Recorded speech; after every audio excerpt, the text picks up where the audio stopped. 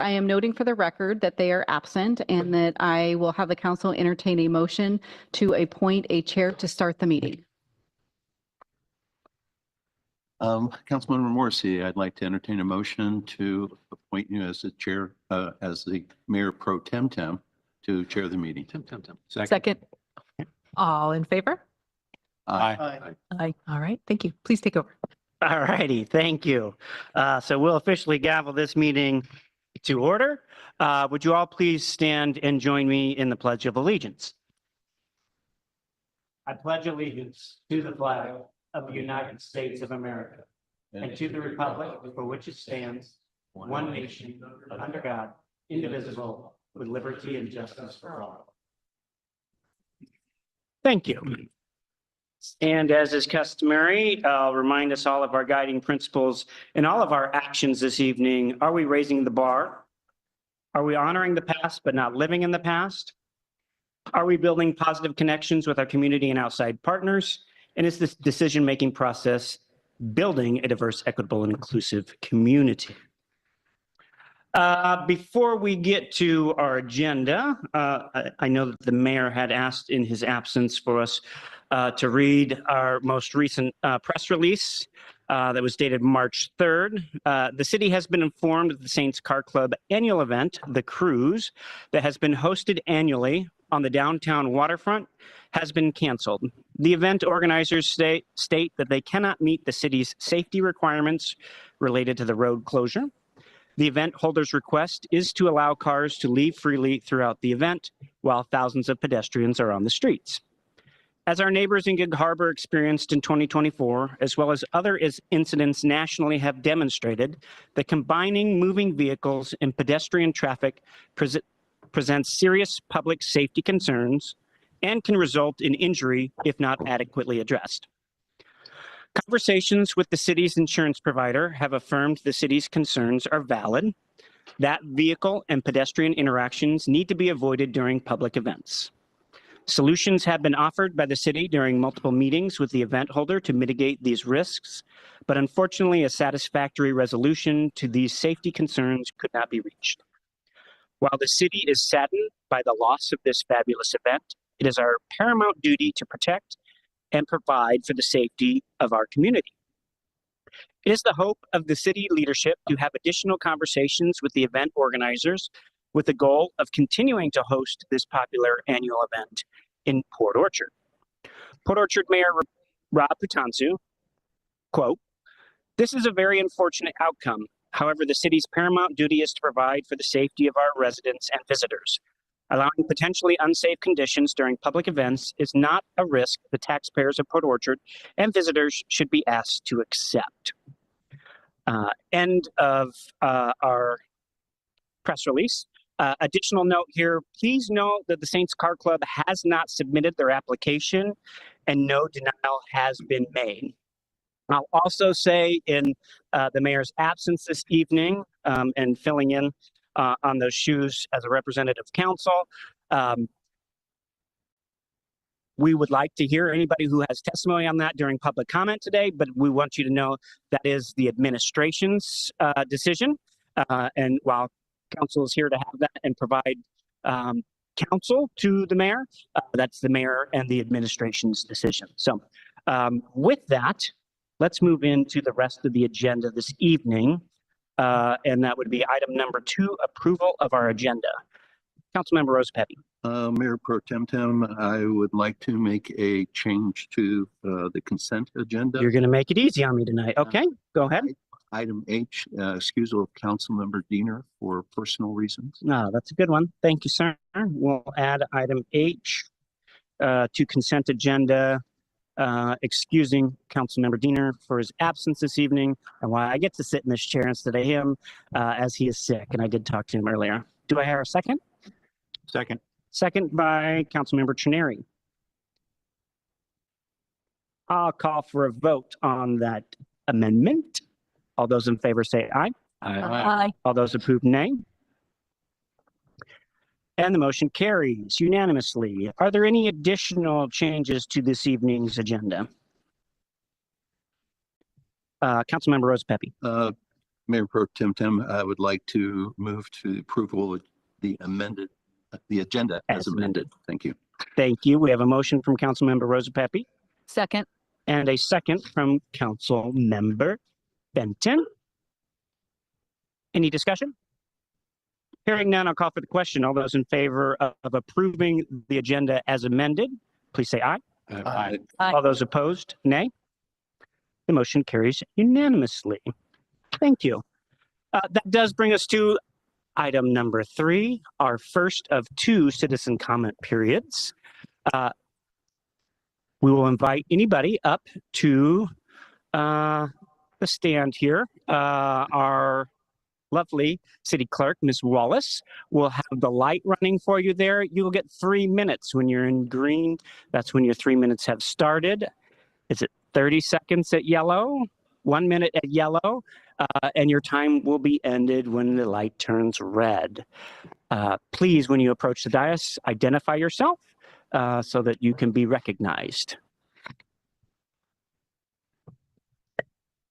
And Chair, I would just note that this is anything that is not related to the public hearing item tonight that's on the agenda. That is a separate matter. You are correct. Thank you. Ms. Wallace? I guess I'll be brave and go first. So my name is Sylvia Morgan, and I'm one of the owners of the Peninsula Bevco downtown here, Port Orchard. And we are struggling with the new permitting process with the city of Port Orchard. And unfortunately, my son Cody, who's the one that's been dealing with the issue, is not able to be here tonight. However, he's written a letter, and I would love to just read it to you at this time, if that's okay.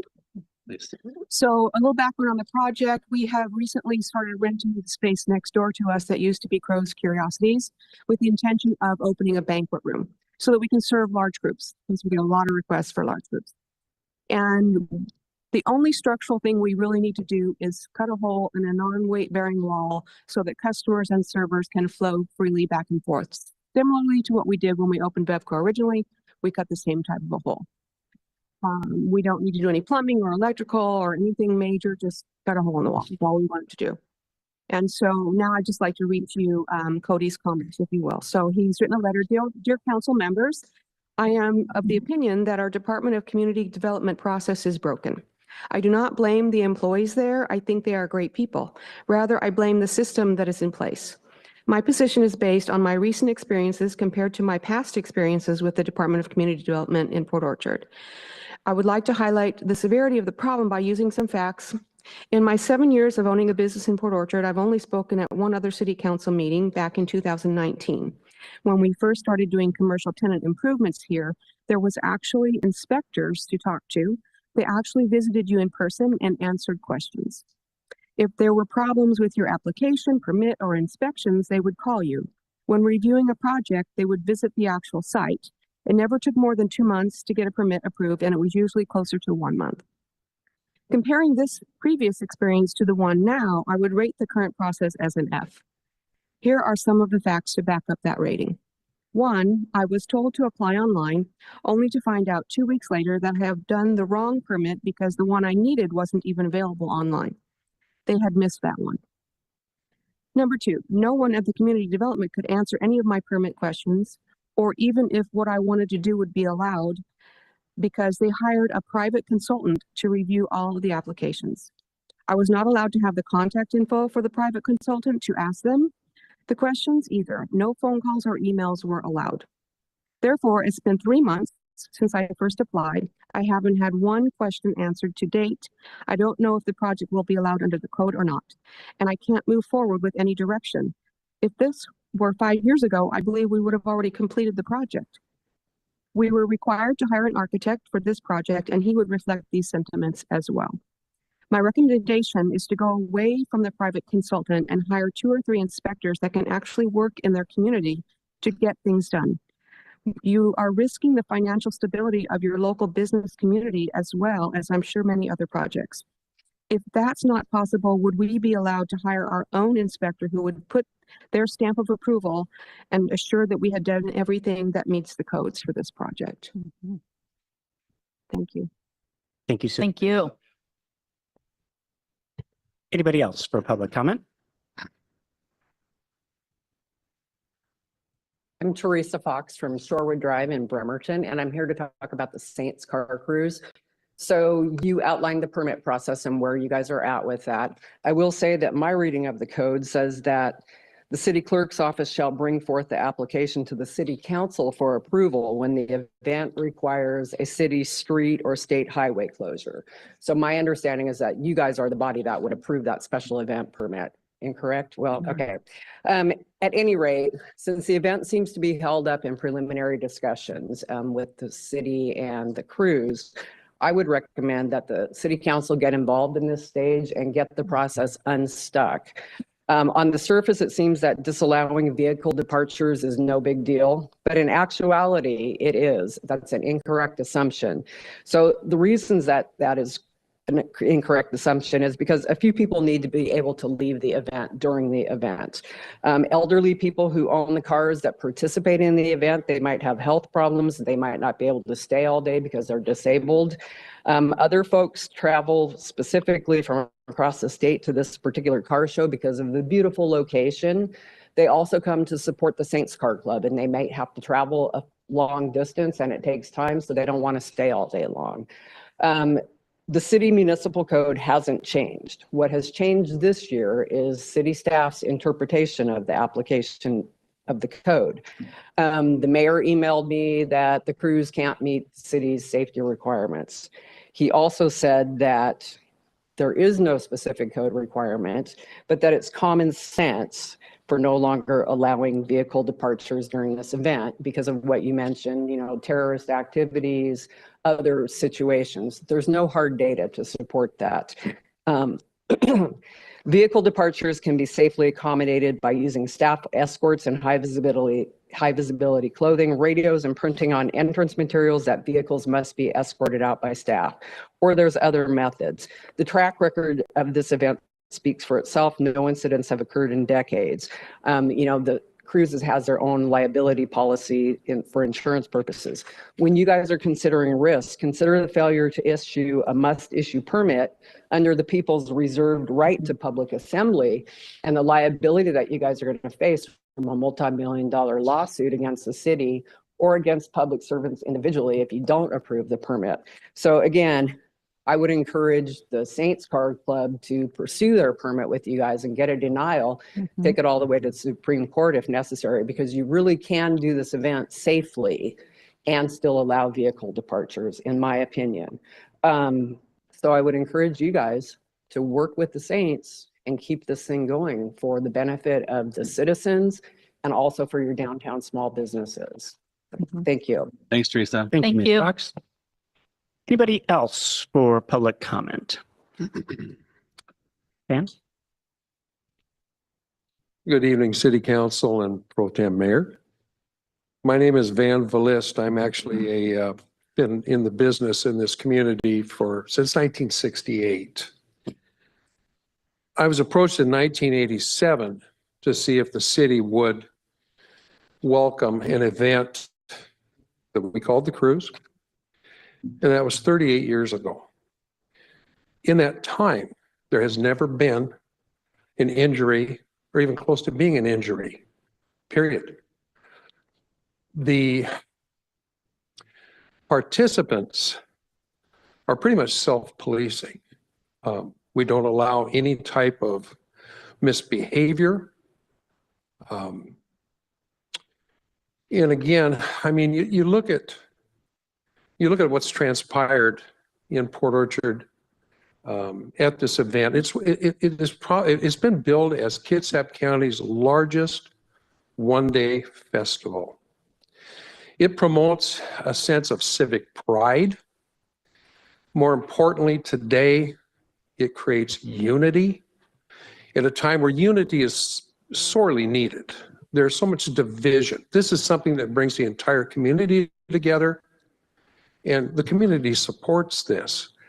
Not only that, if you look at the effect that denying this event to take place upon the waterfront, the effect it's going to have upon the businesses downtown, the restaurants, the shops,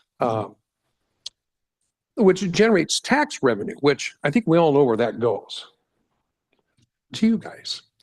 And in that regard, I understand that the Saints have presented a solution to the cars that want to leave during the event by escorting them out, providing, safety for those spectators. I don't, it's a reasonable solution to what I consider to be a non-existent issue. I would hope that the city will reconsider and allow this event to take place as it promotes our city. Thank you. Thank you. Mr. Lewis. Thanks, Ben. Anybody else for public comment this evening? I know I've already spoken once, but I just wanted to add on to what Ben was saying about the cruise. Just to put it from a business I'm so perspective. sorry. We do have rules, and so I do have to say, if you can get it through somebody else, Okay. we are allowed one time. Okay. We will have a second bite at the apple at the end of Okay. today. Right. Thank you, Sylvia. Hi, most of you know me. I'm Sarah Butler.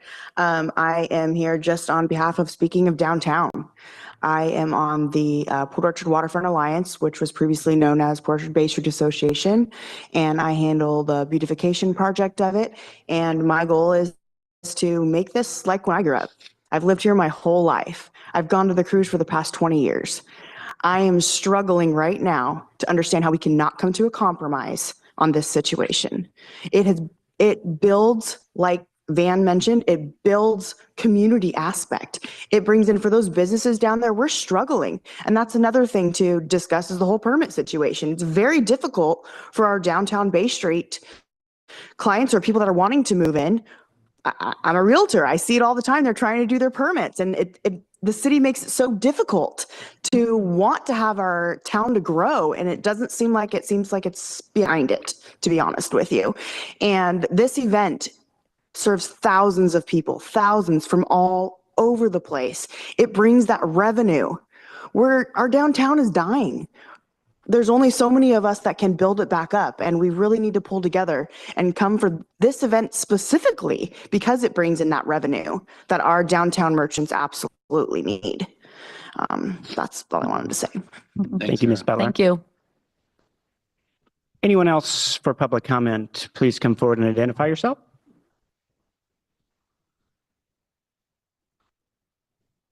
Hearing none. And just a Yes, reminder, anyone online?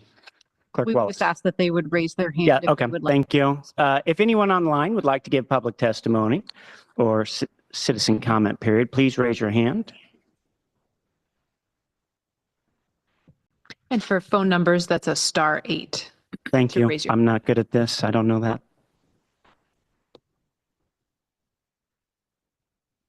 None, Ms. Wallace? Okay, we will close our first citizen comment period.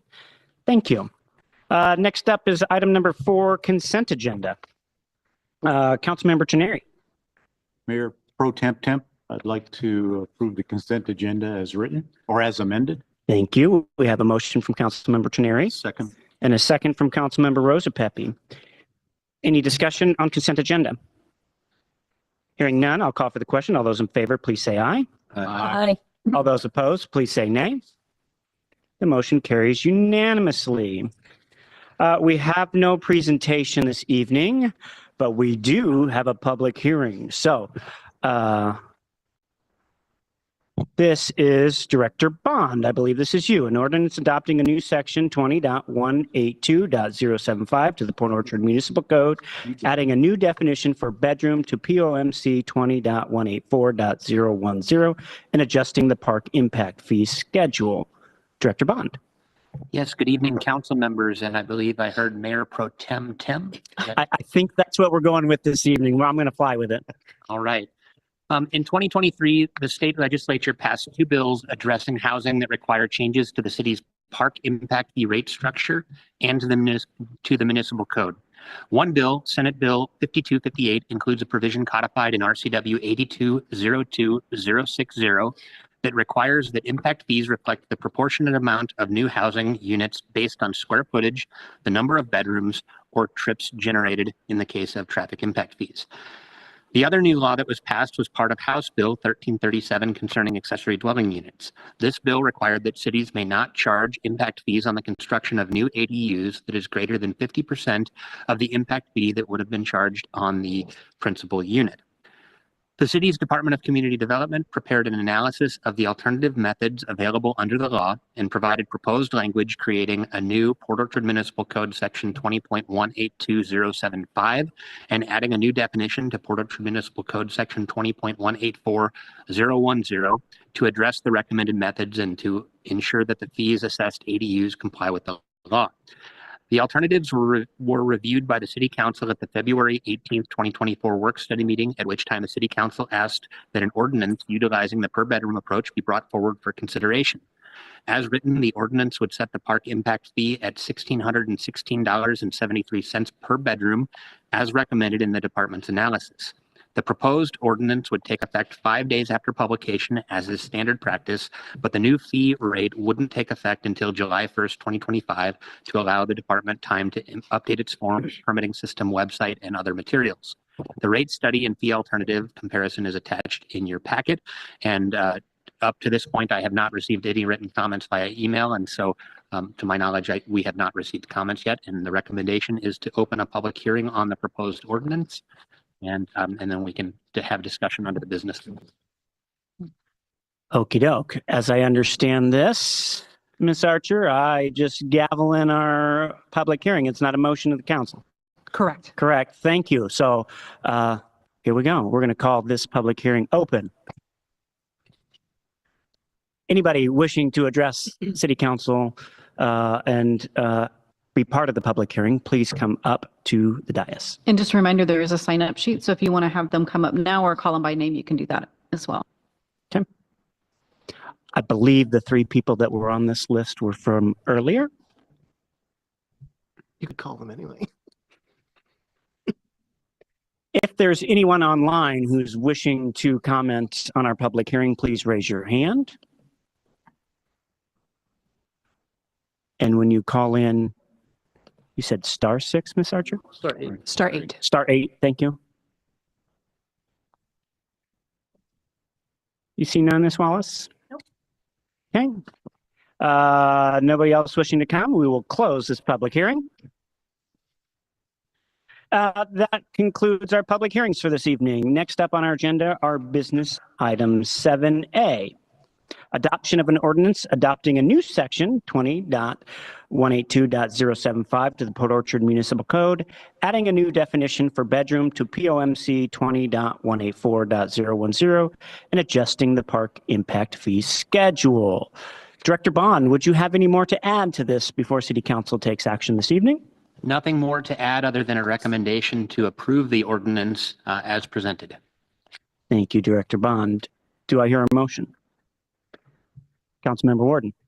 Yeah, Mr. Mayor Pro Tem, I move to approve an ordinance adopting a new section 20.182.075 to the Port Orchard Municipal Code, add a new definition to section 20.184.10 to Port Orchard Municipal Code, adopting a new park impact fee schedule as presented. Second. I have a motion from Councilmember Warden, a second from Councilmember Fenton. Discussion.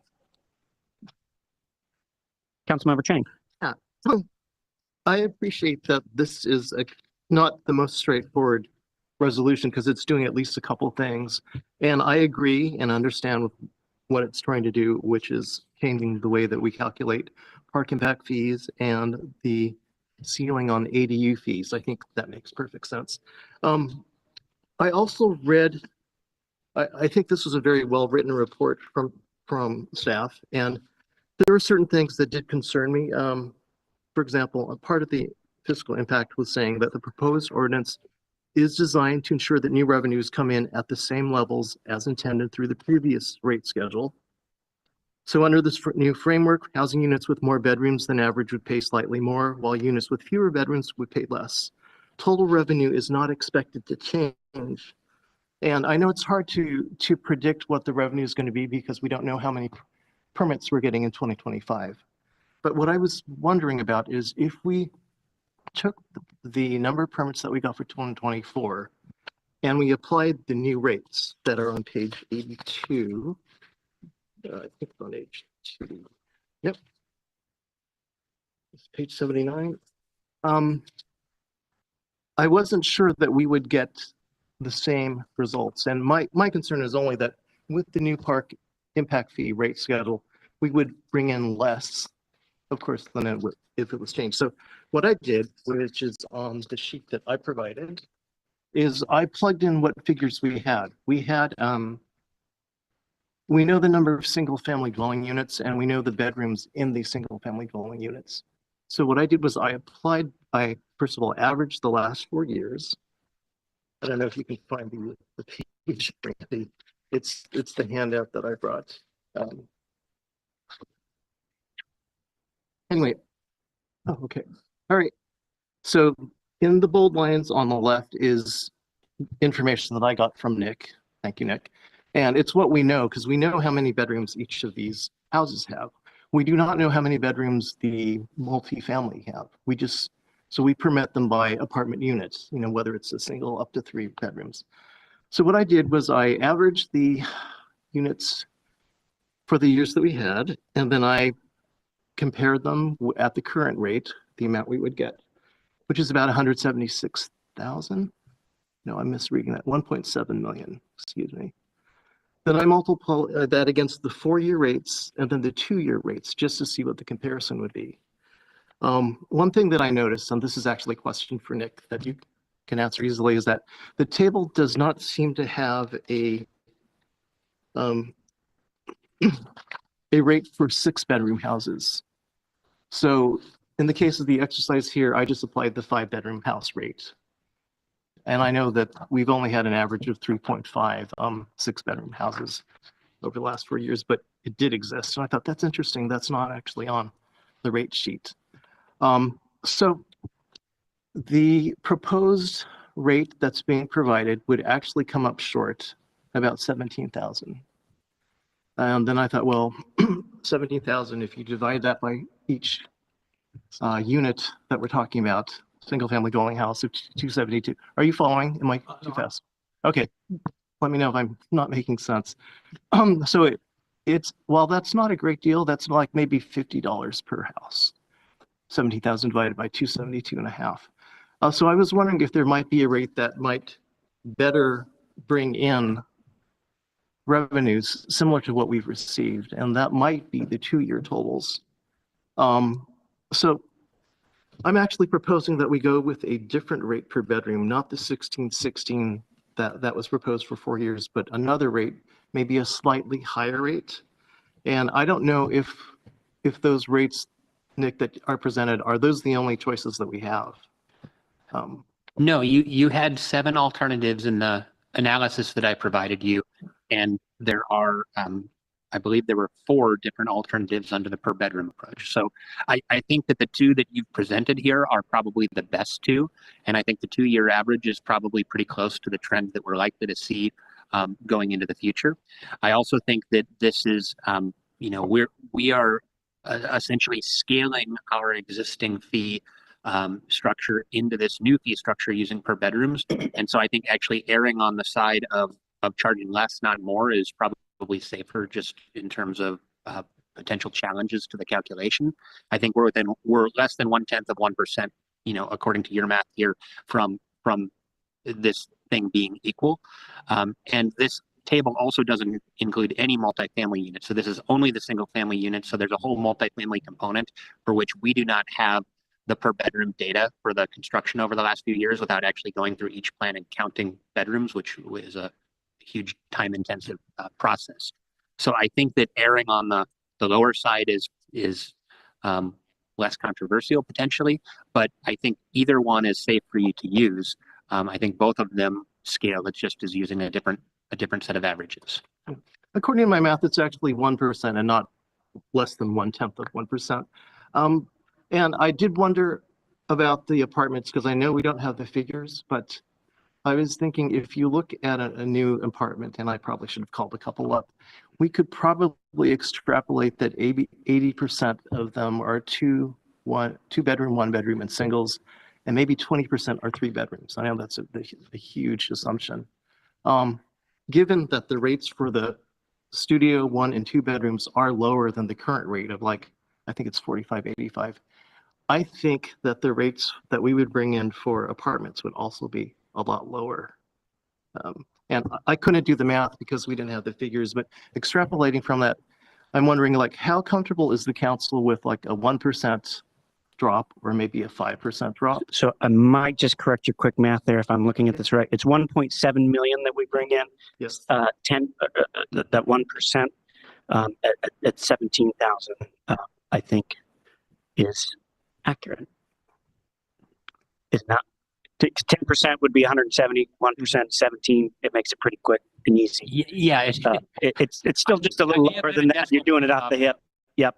I haven't rechecked the math and there's no commas in this number, so I'm squinting to see. I know, Yep. it's hard to read without commas. So And I think you're pretty close, but okay. I didn't hear a question in that, so I'm going to move to the next. Councilmember Rosepepe. I know we talked about this, trying to keep the bucket, equal.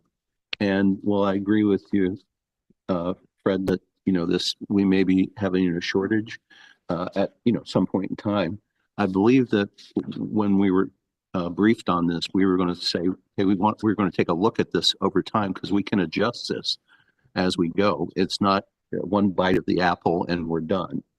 So I'm more inclined to say, okay, we have an analysis where, we may have a shortage, but it's something that we can adjust.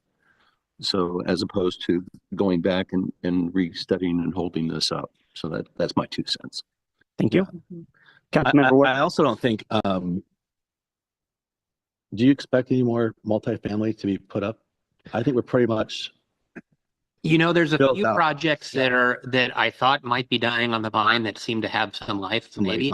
So it is possible. I know one project with I think 196 units is going forward, possibly even before the July 1st deadline. So they would pay under the existing fee structure. But I don't know the exact timing of that project. And there's a few more that are showing signs of life that I thought might be dead. Sure. I think $17,000 is basically, if 3 extra houses get built, makes up the difference. You know what I'm saying? I mean, and the rate that they're going up in McCormick right now, I mean, they're going to throw out 3 every other day right now, seems like. But Councilmember Trenary. Well, I would agree with Councilmember Warden and Councilmember Rosepepe that we're, first off, for the public's knowledge, these fees are paid by the developers. They're not paid by our citizens currently in the city.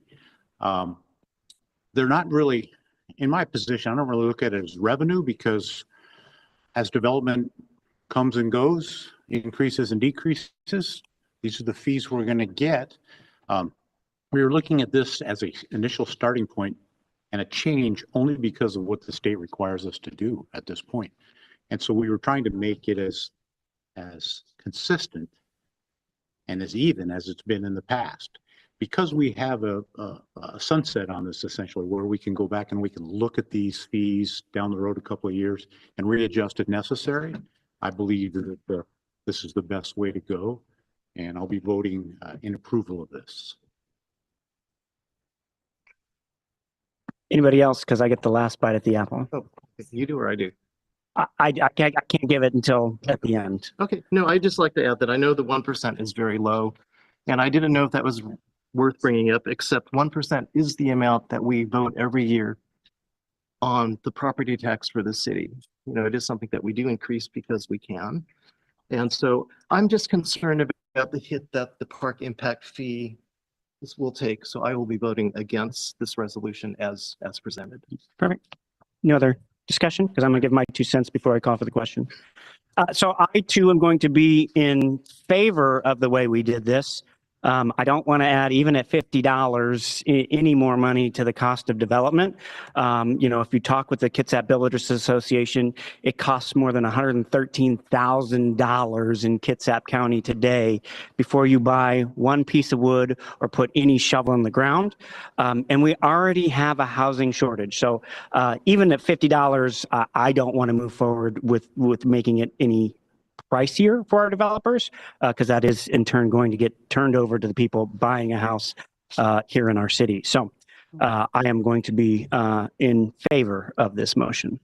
So with that, I will call for the question. All those in favor of adoption of an ordinance adopting a new section, you can read the code to the Port Orchard Municipal Code, adding a new definition for a bedroom and adjusting the park impact fees. Please say aye. Aye. Aye. All those opposed, nay. Nay. And the motion carries. Thank you. Item 7B, ratification of the mayor's signature of change order number 1 to purchase order number 65-24 for the repair of Marine 7. It says this is Chief Brown, but I'm going to guess he's not here this evening. He is. Excellent. Chief Brown, it's all yours.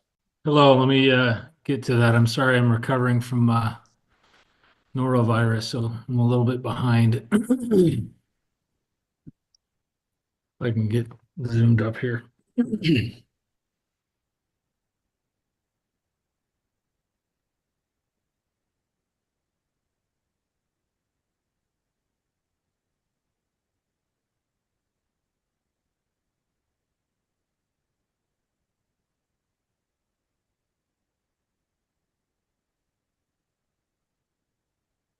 Okay, thank you.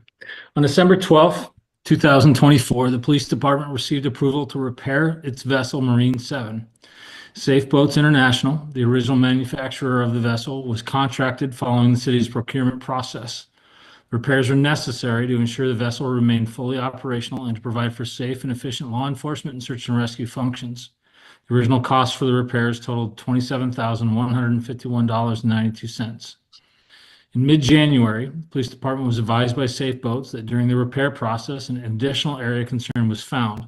The engine supercharger was failing, and its replacement was necessary to prevent catastrophic failure of the engine to ensure public safety and to extend the life of the aging Marine 7.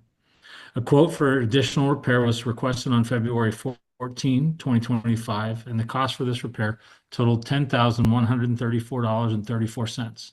City procurement policy requires that any change orders that exceed 10% of the original contract amount must receive council approval.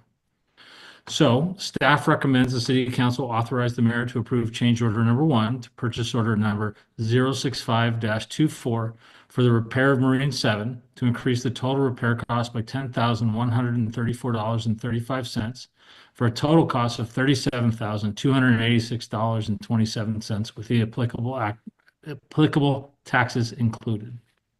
Thank you. Thank you, Chief. Councilmember Chineri. Mr. Mayor Pro Temp, I move to authorize the ratification of the mayor's signature approving change order number 1 to purchase order number 065-24 for the repair of Marine 7 to increase the total repair cost by $10,134.35 for a total cost of $37,286.27, including taxes. Second. I have a motion from Councilmember Chineri, a second from Councilmember Rosa Pepe. Any discussion? Councilmember Rosa Pepe. It's not about this, so a little bit of a tangent if you'll bear with me. I'll give you a little latitude. Thank you. We've had the same situation come up at Kitsap Transit Board recently, where the mayor, we're bringing it after the fact because it's only at 10% that the mayor can apply, even though he has, I believe, $100,000 that he can approve on a contract.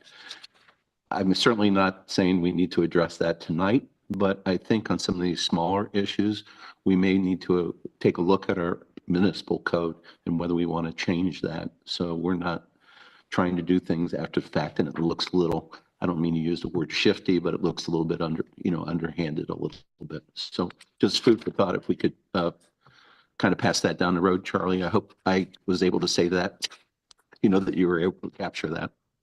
Thank you. I think it's good to put it out and then, I think it's good to put it out and then even if it goes to council and then also people in the audience can hear what it's about instead of not. Yep.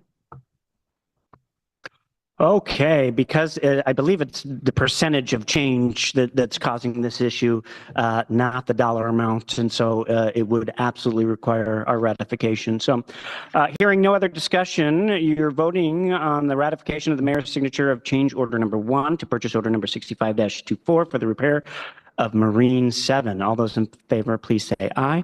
Aye. All those opposed, nay. The motion carries unanimously. Thank you, Chief Brown. I hope you feel better. Thanks, sir. Business item 7C, approval of the 2025 Comprehensive Plan Amendment Docket. Director Bond, this is you. Yes, pursuant to the Comprehensive Plan Amendment Regulations in the Port Orchard Municipal Code, Section 20.04, the Community Development Director has compiled a recommended Comprehensive Plan Amendment Docket based on the preliminary evaluation of the need, urgency, and appropriateness of the suggested amendments, as well as the staff and budget availability to accommodate the public review process. Comprehensive Plan Amendment applications were required to be completed and submitted to the department by 4 p.m. on January 31st of this year to be considered during this year's amendment process. The department initiated applications for a set of text amendments consistent with Port Orchard Municipal Code Section 20.040501. And then we also received a text amendment from a private party, as well as 2 map amendments. The 3 city initiated comprehensive plan amendments. We included the Sherman Avenue Stormwater Park Master Plan for adoption by reference, and that's if we're able to complete that plan during this year. We're just putting a placeholder on the docket so that we can include that in the adopted comprehensive plan, which then allows us to apply for grants next year. The second project, or the second update, we have an update to the capital facilities element. We typically update numbers in that element annually to correspond to our latest engineer's estimates for various projects that we're undertaking. And then updates to the transportation improvement program. This is the list of transportation projects that the city is planning. We've identified a handful of corrections and changes in cost, as well as the addition of a few new projects. And so we typically amend that document annually as well. The applicant initiated comprehensive plan text amendment. The developer in McCormick Woods identified a correction in the capital facilities element. There's a number that doesn't match what's in our water system plan, and so we're changing that for consistency. And then we received 2 land use map amendment applications. The Hull Avenue rezone is up on hold near Sherman Avenue and is proposing to change the property from R2 to R3. I'm told that the applicant might actually withdraw this and pursue a different path forward on this property, but we should leave it on the docket and wait for him to formally withdraw his application. And then the other proposed map amendment is the Southwest Old Clifton Industrial Properties redesignation. And there are 13 fairly small properties located on the far side of the stream that does not have a commercial access to serve those properties. So the owner is asking for those to be redesignated from industrial to medium density residential with a zoning of R3. And so the staff recommendation is to consider the proposed docket and make a motion to approve the docket as presented. Thank you, Director Bond. Councilmember Chang. Mr. Mayor Pro Tem Tempore, I move to approve the 2025 Comprehensive Plan Amendment Agenda pursuant to Port Orchard Municipal Code 20.04.060 as presented. Second. I have a motion from Councilmember Chang, a second from Councilmember Rosapepe. Discussion. Councilmember Rosapepe. Just wanted to bring forward that this has gone to land use, and it seems like, you finish the comprehensive plan, you submit it, and you just go right back into amending it as things come up. So hats off to Nick and his crew for getting the comprehensive plan done. And now it's time to start looking at the amendments as they come in. So this is, I don't mean to say routine, it never is, but it's following the procedure and process. Okay. Councilmember Ward? No. Nope. Sorry. Anybody else? Excellent. Director Bond, correct me if I'm wrong. How many times a year can we amend the comprehensive plan? So state law allows one amendment per year, but you can amend it a second time for very limited circumstances. And so things that relate to budget, if you need to add a project because it's in the budget or change a number in your capital facilities plan, you can do that later in the year. And there's a handful of other, I think there's 4 items listed in the Growth Management Act where there's exceptions to that once per year. But for general map amendments, that's definitely a once a year type thing. Okay. Thank you. Any other questions? Hearing none, I'll call for the question. All those in favor of the approval of the 2025 Comprehensive Plan Amendment docket, say aye. Aye. All those opposed, nay. The motion carries unanimously. On to item 7B, adoption of a resolution approving a contract for the Melcher Pump Station Rehabilitation Project. Director Ryan, this is you. Good evening, Mr. Mayor Pro Tem and council members. Before you tonight is a resolution that would authorize a contract with General Mechanical for the Melcher Pump Station Rehab Project. The city of Port Orchard identified the need for the Melcher Pump Station Rehabilitation Project as the current pump station has exceeded its useful life. The pump station rehabilitation project involves removing and replacing a pump booster, pump motor sets, control valves, isolation valves, piping, controls, diesel generator, and electrical components. It includes installing new equipment such as variable frequency drives, power panels, and portable generator connection box. The new diesel generator was ordered ahead of time because of long lead time, and it would be installed by the contractor. The city secured a loan from the Public Works Board for $500,000. After completing the procurement process, the city received and opened 3 sealed bids on January 14th, 2025. The lowest qualified bid was from General Mechanical for $781,822,090. The project, which has a budget of $975,000, is funded through local funds and a $500,000 loan from the Public Works Board. Staff recommends that the City Council approve a resolution authorizing the mayor to execute this contract with General Mechanical. Additionally, I'd like to tell you before you will come an additional contract for contract services during the construction by our design engineering team. So that will be approximately $50,000 that you'll come to see at a future meeting. 15 or 50? What's that? Did you say 15 or 50? Sorry, $50,000 will be the design construction services through the construction of the project. So any questions? Thank you, Director Ryan. And Councilmember Rosepepe. oh, that was still in our budget though, right? Hold on, we'll get Correct. there. Hold on, we'll get there. Sorry. Councilmember Rosepepe. Mayor Pro Tem, I move to adopt a resolution authorizing the mayor to execute a contract with General Mechanical Incorporated for the Melcher Pump Station Rehabilitation Project. Second. We have a motion from Councilmember Rosepepe, a second from Councilmember Trenary. Now we can get to that question. Yeah. Councilmember Fenton. And I think you answered it. No, Yeah, that was yes. in our budget. It's anticipated as part of the budget. Yes. Yes, okay. That's planned work. Mhm. Councilmember Rosepepe. In fact, that's a good comment, Heidi, because it looks like it's going to be under budget even with the additional drawings. So that's positive and thumbs up right now. See how it goes. I'm an optimist. Any others? Excellent. I will also call that I don't know if any of you have come to do a reading when they open, as they talked about the unsealed envelopes. I had the opportunity once. Another function of our wonderful city clerk who handles that for us, and they do it right here in front of the public. So just calling that out because she doesn't always get to show off a lot of the functions that she does. So thank you. With no other comments, you will be voting on the adoption of a resolution approving a contract for the Melcher Pump Station Rehabilitation Project. All those in favor say aye. Aye. All those opposed, nay. And the motion carries unanimously. And this brings us to our final business item, 7E, approval of the February 11th, 2025 City Council regular meeting minutes.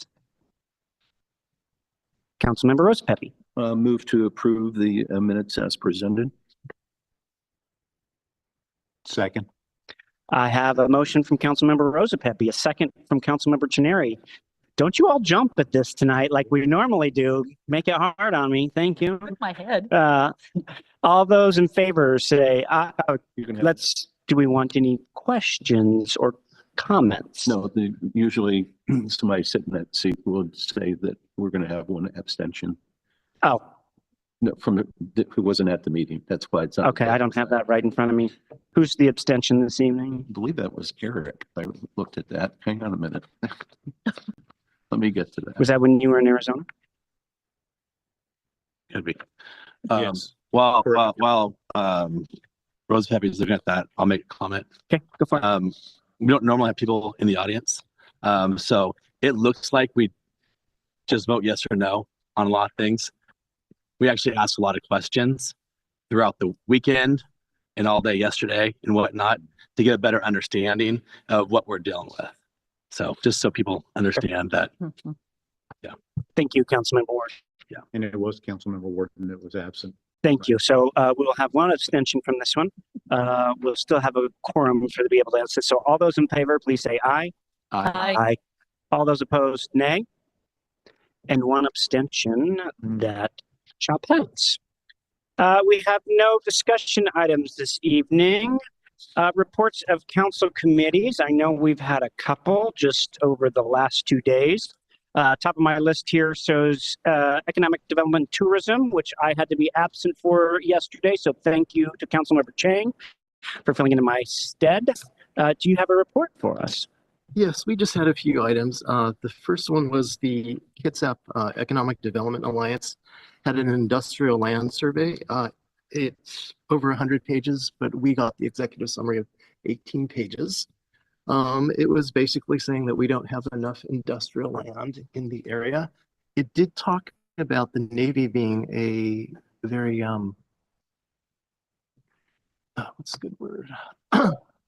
A willing client for, I think some numbers were like 280,000 square feet, but only for 10 years. So there was discussion about whether that was exciting to the area or would people have concerns once they left. The consensus of the group that was present, and this included people from the Port of Bremerton, the Chamber, and the Port Orchard Waterfront Alliance, was that it was probably a net positive. Let's see, then we heard about a pre-application meeting for a proposed pickleball facility, indoor pickleball facility. There's still details to work out because I don't believe that what they're proposing fits our code. Go ahead. I have a question on this one. Okay, the location is actually behind the Sherwin-Williams building, which is west of Rite Aid. And Nick had a really good map of that. So that was interesting. Then we had a few good of the order items. One was that there's a new vendor opening in the Port Orchard Market, good stuff. Hopefully April 5th, they're waiting on their certificate of occupancy.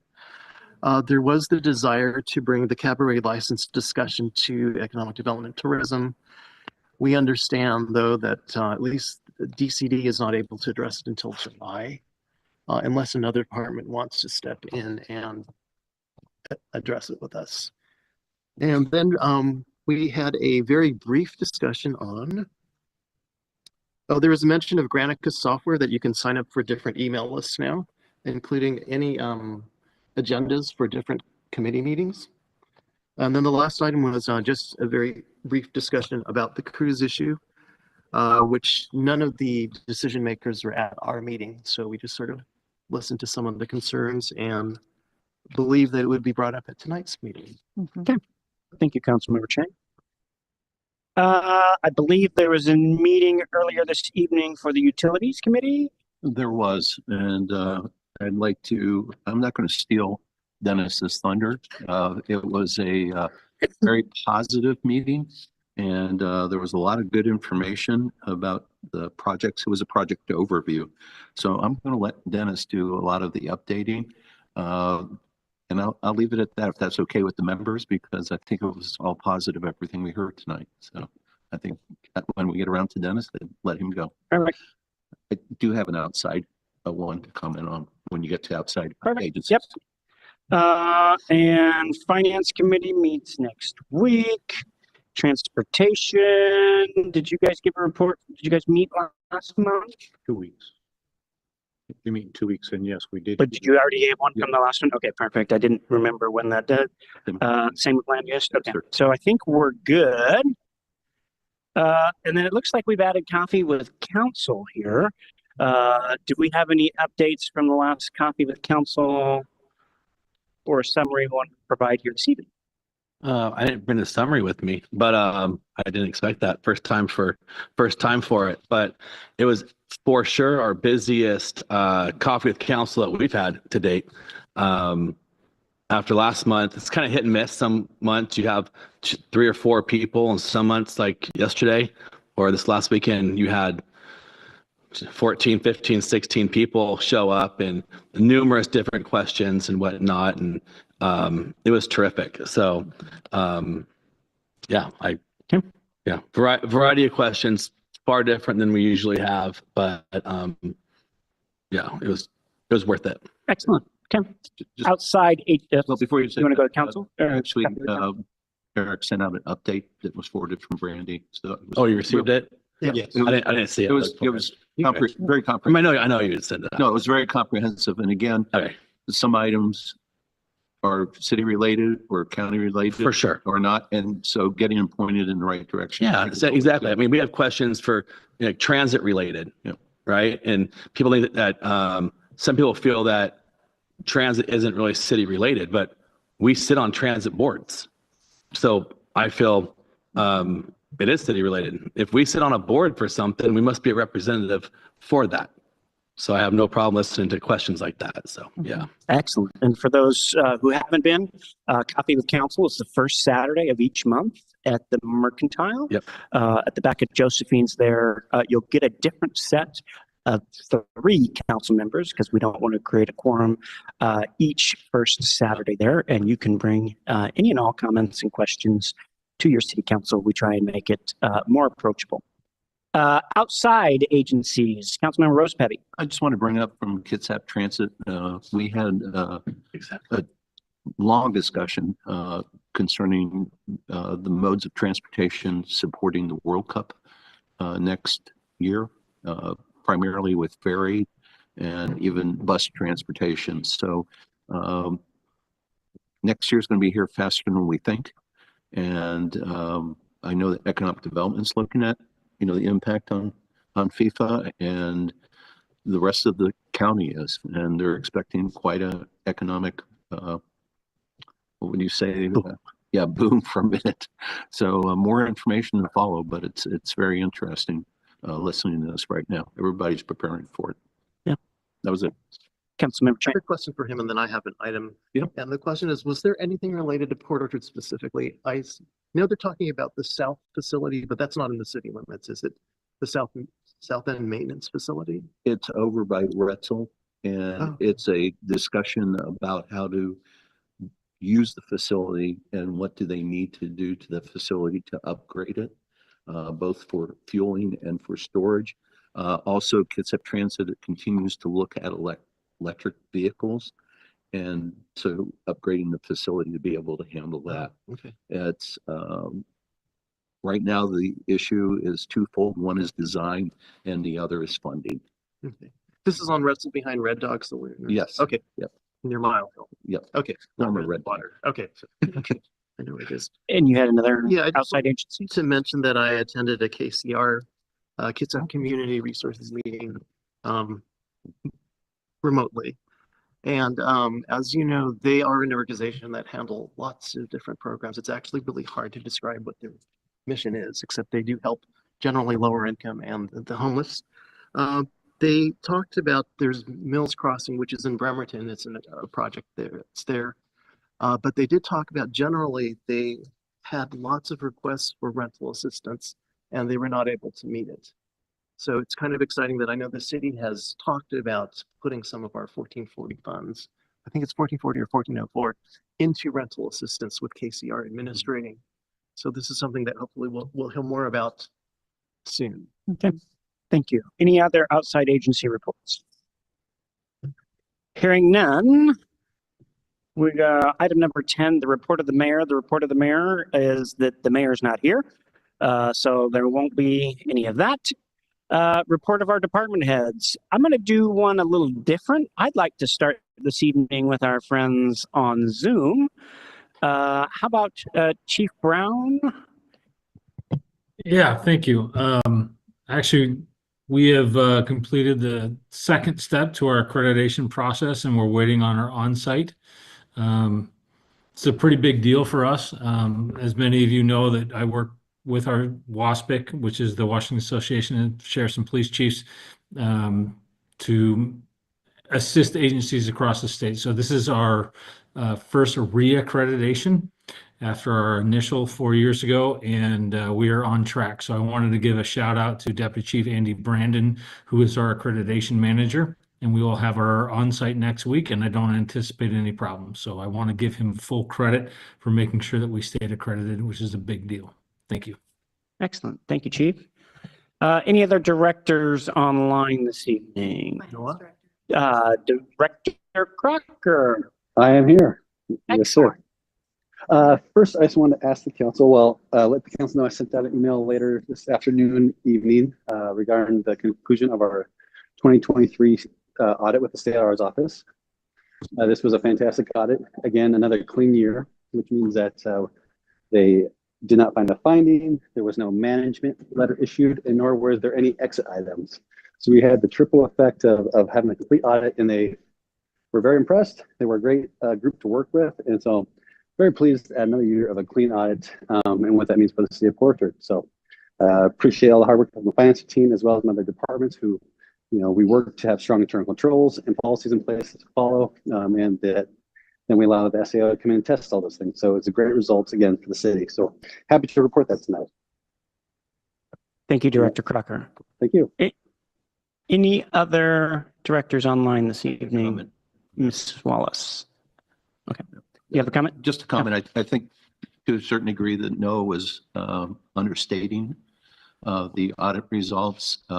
It was, I sat in on it, and I know Mark did too. It was almost a love fest about how good the audit was. And Noah sent a note to us earlier today saying this is the fourth consecutive fiscal year we've had a clean audit. Additionally, since I was the only prior committee member that was still here, I had met with the member of the audit team, and he had asked me, what are your concerns? And so I didn't hide anything. It was like, these are my concerns that I've heard from our council members. Go forth and take a look. And as you can see with clean audit, they're very comfortable with what we're doing and how we're doing it. So my hat's off to all staff and Noah's staff in this. So it's a good item to be excited about, and it speaks well of the city. It does. Councilmember Chenary. I'd just like to add to that I want to call out Rebecca, who's a key member of Noah's team. She was also singled out as doing an excellent job by the audit team from the state of Washington. Really impressed that we've been 3+ years of having no audit issues, exit concerns at all from the auditors. Really makes you feel good that we're using our city funds wisely and correctly. So thank you again, Noah and the finance team.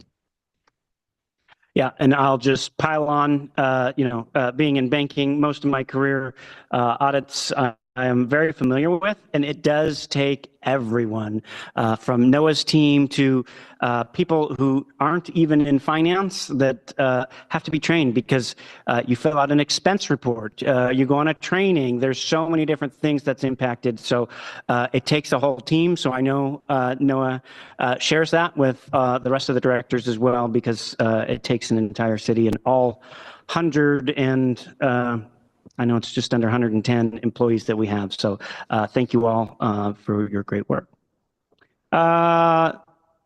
Ms. Wallace, a report from the clerk's department. Just a little kudos to the council members and the Coffee with the Council event that you guys hold. I received a call last week sometime from a couple administrative staff from the City of Bellevue's City Council. They got wind that you guys were holding a Coffee with the Council and kind of wanted to know what it was about and what the process is and how many council members can attend and what happens if and all of the questions that us clerks get concerned about and possibly city attorney. So I answered those questions and they're super excited. And so they are interested and intrigued by Coffee with the Council and may have it in their area as well. So I thought that was kind of interesting. So I thought I'd share that with you. And that's all I have. Did you give them Eric's number? It's really his credit. It's his idea. Thank you, Ms. Wallace. Deputy Chief, we got from the chief. I'm sure you're good. Nothing to add? All right, thank you. Ms. Archer. Thank you. Very briefly, we had on February 27th, an opinion was issued by the state Supreme Court on a case we'd been following for a while, Doe's versus City of Seattle, Seattle PD, with regards to the Public Records Act. And it was very useful instruction from the Supreme Court, both about who can sue. In that case, the plaintiffs were seeking to sue anonymously, and the court reasserted that you need to identify yourself in order to have a cause of action. And then also just reasserted that agencies are able to utilize third-party notice as a means to ensure that all interested parties can assert rights associated with public records. I believe I flagged for you that the model rules under the state law are currently under review, and one of them that is potentially changing is exactly that, which is third-party notice may not be used except where certain legal thresholds are met. So hopefully this direction from the court indicates to the Attorney General's office that the model rules should continue to reflect that status quo. So that was a bit of good news. Very briefly on a legislative update, I know you are all following a lot very closely, but tomorrow is the initial bill cutoff date when bills will be dead. They're not dead until the end of the session, but they're dead if they don't get out of committee. A couple that we're monitoring and AWC is monitoring, just one, the House Bill, excuse me, where to go? 1380, with regards to our ability to regulate camping in our public spaces. This would create, based on my legal review of the legislation and AWC, which is part of your legislative team, concur that this would create an unfunded mandate of that would also lead to potential litigation against agencies and further limit our ability to regulate camping in our public spaces in the interest of public safety. So that's one to keep your eye on. It is still live, as is the increase to 3% on the property tax. So we shall see what tomorrow brings. So thanks so much. Thank you, Ms. Archer. For those who are following, the way it works down in Olympia is it has to be out by 5 p.m. tomorrow at a house of origin, meaning then they swap the bills and then they reconcile. So something coming out of the House then needs to pass the Senate and vice versa, and that cutoff is tomorrow at 5. So there'll be a flurry of events going on, and you can follow that on TVW online if you're not doing so already. I highly encourage that you do so. There's a lot of bills. I mean, I don't have the count off the top of my head with me at this moment, but 300 to 400 bills coming out of each house. So that's a lot to follow. And our job will be to make sure that we're putting in our comments as they go to the second house to come out of. So thank you, Ms. Archer. Mr. Bond. Yeah, a couple of announcements. First of all, we adopted our comprehensive plan back in December, and now the appeal period has lapsed on that ordinance, and so we made it through the appeal period without any appeals on our plan, so that's good news. The PSRC has also recommended certification of our plan, and so that has advanced through the Land Use Policy Board and has to go on the consent agenda with the Transportation Policy Board before the full board can certify our plan, but we were one of a batch of 5 that were just taken through the review and approval process. So we're looking good on comprehensive planning. And then I'm going to share my screen here. We have updated the website on our pre-approved ADU plans. And this is the program through KRCC where we're partnering with Bremerton, Bainbridge Island, Paulsbo, and Kitsap County to get at least initially 4 plans that anyone in the county would be able to use free of charge. They do have to actually pay for permits, but they don't have to pay an architect to design these buildings. And so on the website now, we have renderings of each of the 4 units, along with if you click on these, you can actually go see the floor plans for each of these, and it will show you the layout of the units. These are not the architectural construction plans, but they are plans that at least let residents know what how these are configured and how they could be set up. I'm very hopeful that in early April, these will be ready to go live, and we will start doing some additional outreach. I plan on taking this to the farmers market to educate the public about it, and we will be ready to go here early this spring on the pre-approved ADU program. That's all I got. Thank you, Director Bond. I think the KBA even has some numbers put aside to say how inexpensive it can be to add that ADU to your property. So looking forward to seeing a lot of activity that way. Director Ryan. Good evening again. Thank you. Before I'll talk about utilities, I will give you an update. If you recall, on February 25th, we had a canceled city council meeting because of a windstorm. City of Port Orchard has sustained winds of 45 miles an hour.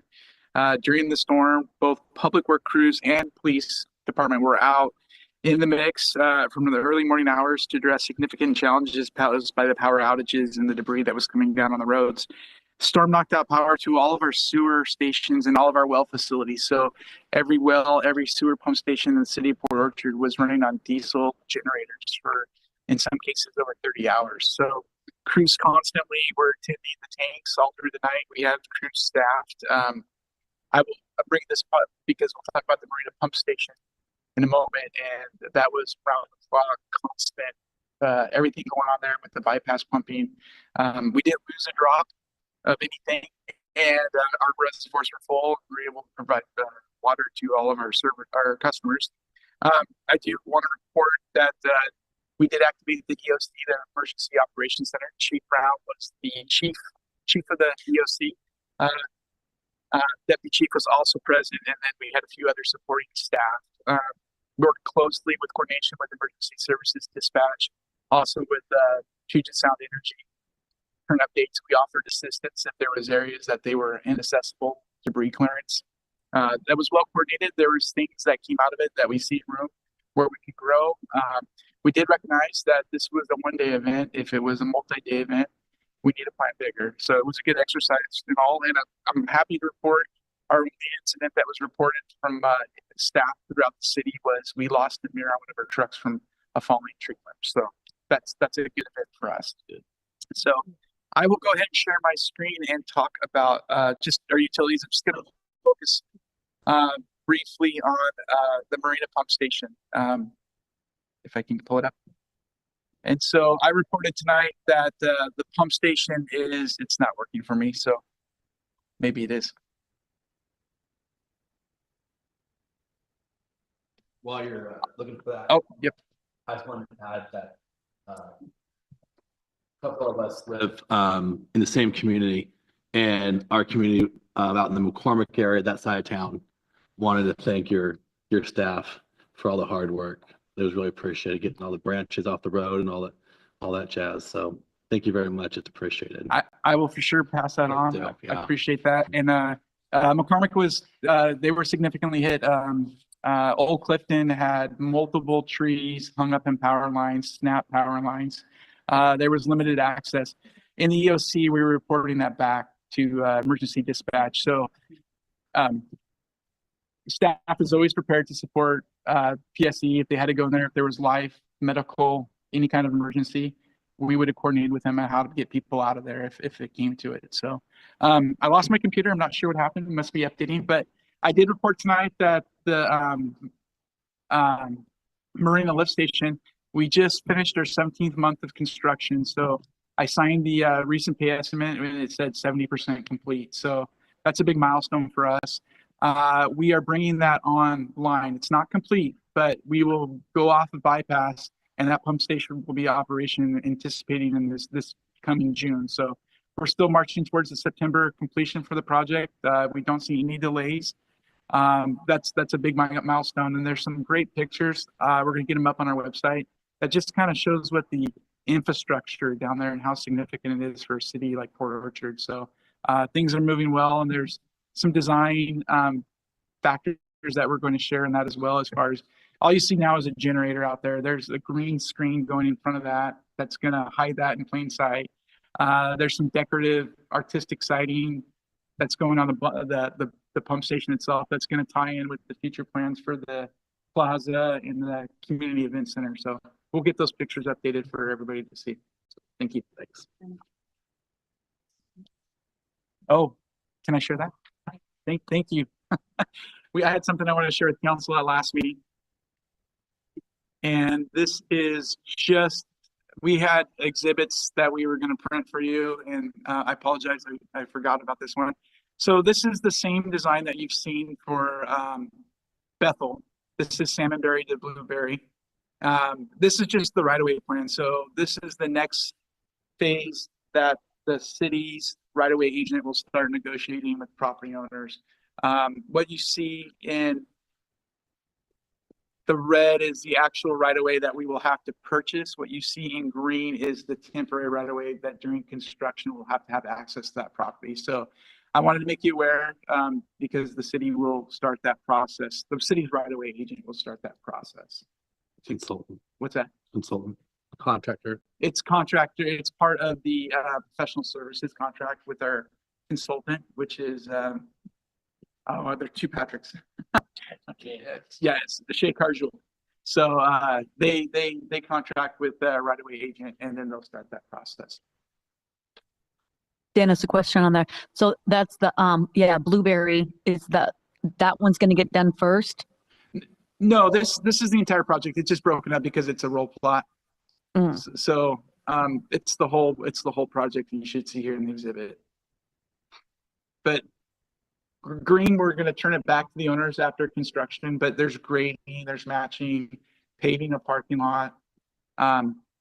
That's what we call temporary right away. So everything in red is actual acquisition that the city will look to need for this project. Yes, we will get you a copy of that. Appreciate it. Thanks. Thank you. Thank you. Is that it, Director Ryan? Thank you. That brings us to the end of our department heads report and our second citizen comment period. Those wishing to address City Council may come forward, identify yourselves, and get 3 minutes. I'll again remind you that the City Clerk will have the light ready for you, should you need it.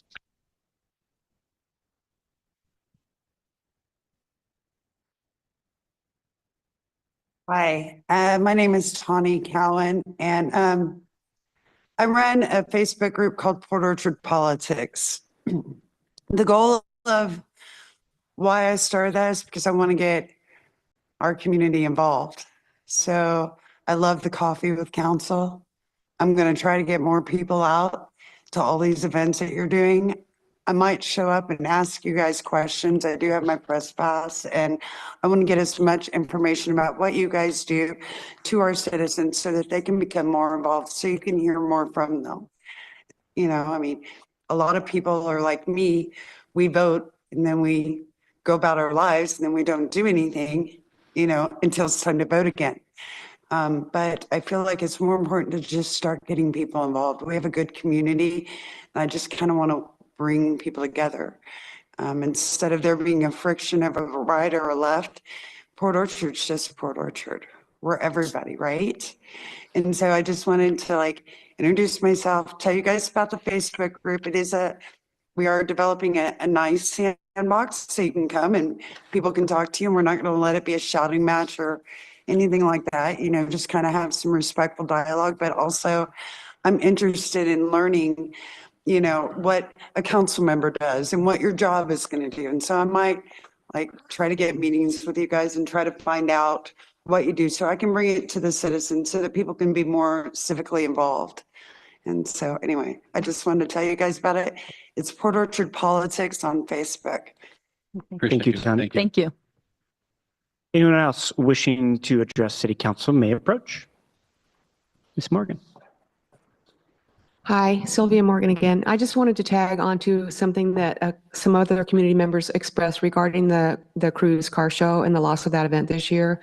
And I understand, or my understanding is that it's not necessarily up to the city council to make those decisions. It's really a negotiation between the Saints Car Club and the city administrators. And I also understand that safety is important. So there's that. But I want you to know that this will have a really negative impact on our small businesses downtown. And just to put that in perspective for you, for Peninsula Bevco specifically, that day, the cruise car show day, is the second highest grossing sales day in our 7-year history. So it's a big, big volume driver for us, and we'll lose that. But not only that, we will lose the opportunity to showcase what we do to other people coming from Gig Harbor and Tacoma and all around the state. We have gained customers that come back to see us from Tacoma because they came to the cruise car show. So I would really hope that as city council members, though it's not your job to decide, that you would urge those two parties, the Saints Car Club and the city administration, to come to a resolution so that we can keep this event. Thank you. Thank you, Ms. Morgan. Anyone else wishing to address City Council on any topic? Come forward and identify yourself. If you are online, I'll get to you here in just a moment, Mr. Murphy. If you are online, please make sure you raise your hand. But we do have one more here in person. Go ahead. Hi, I'm Sean Murphy. Something was brought to my attention actually at the county commissioners meeting last night that I'm not sure if it is on your radar. If it is there.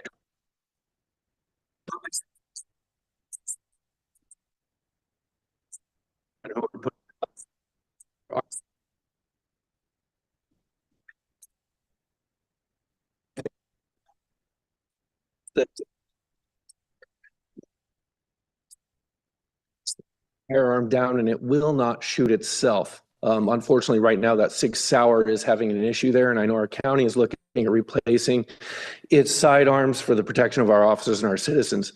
Is this the same sidearm that is being used by our city police? And if so, is there a plan to replace that? That's my question there. And I know you don't respond a lot to the questions. Yep. It's a concern that we have. Thank you, Mr. Murphy. Seeing no one else in person coming up, Ms. Wallace, anybody on the line wishing to address council?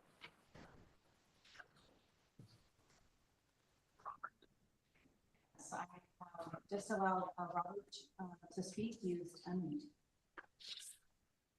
Robert, you have 3 minutes. Can you guys hear me?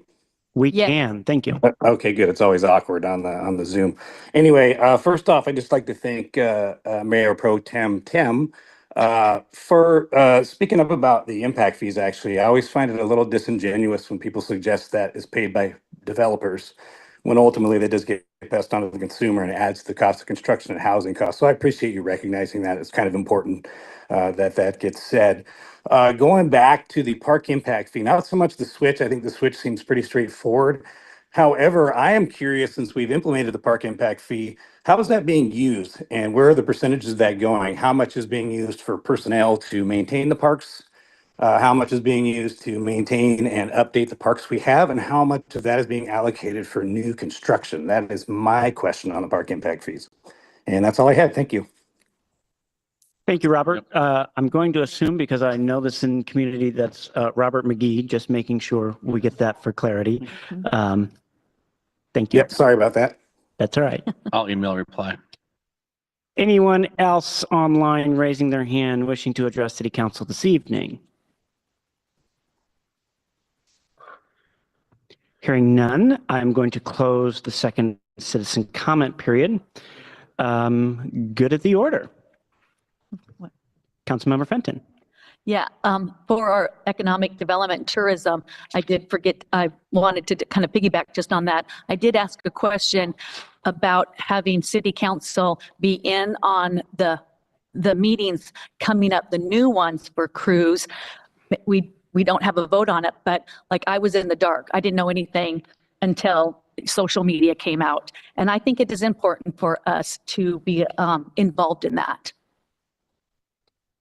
Anybody else for good of the order? Councilmember Rosa Pepe. I've got a couple items. Because of the storm that we had with the wind, we're going to take a look at land use over a period of time, looking at our infrastructure and any changes that we need to make regarding trees. We may need to take some down, replant a different type, but we're going to be looking at our infrastructure. We've got in our code burying utility lines, but we have a lot of lines that are above ground, and it'll be be work in progress, but I want to let you know we'll be taking a look at that. So that's one. We've talked about coffee at council, moving to the farmers market. When the farmers market's open, I didn't know when we were going to take a look at doing that. So just something to think about for a future meeting to discuss. When it warms up. We'll chat about it. Well, I'm just saying we need to, think about that so we, can let public know and, also our own staff know. Don't forget your F1 filing, please. It is April 15th and it comes faster than you remember. So F1 needs to be filed. And last but not least, Eric and I attended a McCormick Woods HOA meeting. There was about 10 people there. Brandy sent out the notes from that if you have any questions. One of the items that came up was the exit, using the emergency exit that goes on to Old Clifton. The fire chief has sent information. So we're going to get the HOA and the fire chief together and hopefully get a key. So in case of an emergency, we'll be able to use that exit in case. That's all I have. And thank you very much. Oh, one last thing for everybody where we were talking about, Eric mentioned about the fact that, we have the material, we read it, just don't vote yes and no. That's available to everybody, usually by Friday afternoon on our website. You can see what the agenda is and the associated documents to go with us. So always feel free. So, thank you to land use for looking at that. For those of us who were able to get out that morning, what a mess we had out there, and it made me rethink that we need to look at maybe retaining some of these trees in some of these places and what that code may be causing in some of these incidents. So thank you. Councilmember Chang. Yeah, I just wanted to thank Jay for his report and mentioning infrastructure, especially for us downtown. We wonder why Bremerton is still lit and we're not, and then we go and see the PSC map and see Gig Harbor's lit. It's like, where are they getting their power? Why is ours always impacted? And I know the transmission lines are probably, but we do wonder, like, why isn't there more redundancy? Why don't we have another line from Forest? So, or maybe one even to Bremerton. So thank you for looking at that. Thank you. Anyone else? I will use my quick few minutes to say thank you to all city staff for being flexible. Some of you stayed home. We didn't have all the power we needed here. Thank you for Dennis and his team. Just really cleaning up. I know that was a big of it where we saw it in smacking the face, right? Some of these trees that were out there and the speed at which your team was able to get some of this done was pretty impressive. So thank you. Hard to think that many of us were out of power for 48 hours or more. And internet. I think we at my house were out of internet more than 72 hours. So that's the most devastating part of all of it. It is, right? Because what good is electricity if you have no internet? So there's that. I also want to thank all those who came out to speak to council this evening for the various input for us. That does not go unheard. You'll be hearing from some of us. And know that while we don't make that decision, we do talk with our mayor and have those impacts. We also talk with other members of our community. So we're hoping to get through. I know we've talked to several members have talked to past presidents of the car crews and whatnot. So we do hope that we can come to resolution before that time comes. And maybe we will see an application for a special event in the future. So hearing that is the good of the order. Executive session. We're going to have an executive session. Nope. We are not. We are not. Okay. Can I ask? That was a placeholder. There, we did not have one on the schedule. Is there? Nope. Yeah, it's listed as a May, and then we triggered if we needed one. Perfect. There's nothing on this. Yeah. Yep. Okay. That's all right. It was on there. I was going to go for that. Hearing nothing else, that leads to our adjournment. I will call this meeting closed. Why aren't we gonna discuss the topic? Oh, let's get them here. So,